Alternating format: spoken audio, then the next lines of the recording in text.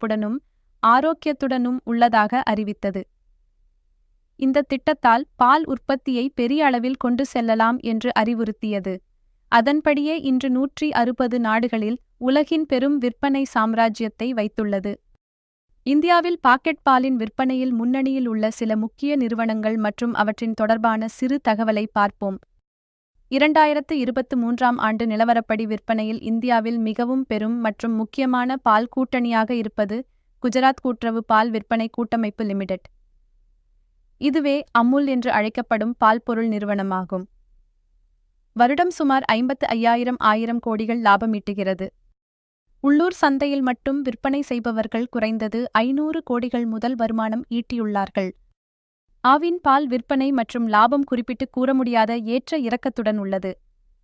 மக்களின் கொள்முதலில் ஏற்படும் மாறுபாடாக இருக்கலாம் என்று கூறப்படுகிறது. இருப்பினும் சுமார்